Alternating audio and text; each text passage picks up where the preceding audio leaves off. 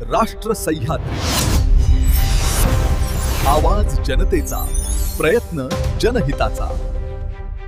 राहुरी शहरातील छत्रपती शिवाजी महाराज चौकात असलेले नाकोडा स्वीट मिठाईचे दुकान पहाटे 5 वाजण्याच्या सुमारास जळून खाक झाले।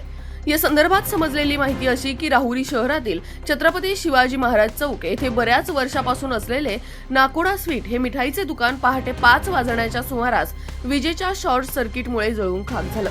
पहाटे 5 वाजण्याच्या सुमारास दुकानातून धूर निघू लागला व वायर जळाल्याचा वास आल्यामुळे शेजारील व्यापारी जोशी यांनी बाहेर येऊन बघितले असता नाकोडा स्वीट मधून बाहेर धूर येत होता। त्यांनी तातडीने दुकानाचे मालक गजेंद्र सिंग राजपूत यांना फोन लावून झालेल्या घटनेची खबर कळवली। मालक राज पुरोहित आल्यानंतर त्यांनी दुकान उघडले। त्यावेळी आगीमध्ये सर्व काही भस्मसात झाले होते। त्यामध्ये दुकानचे फर्निचर, 2 डीप फ्रीज, गल्ल्यात असलेली काही रोकड व गल्ल्यातील सर्व माल जागेवर जळून भस्मसात झाला होता।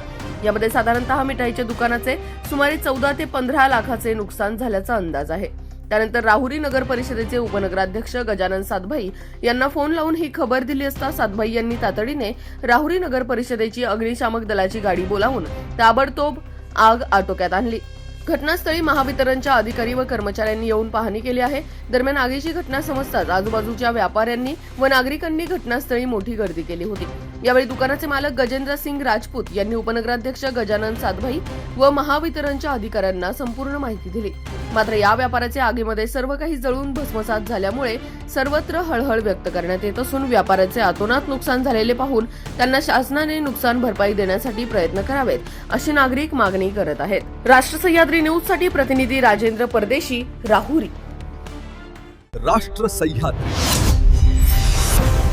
आवाज जनतेचा, प्रयत्न जनहिताचा।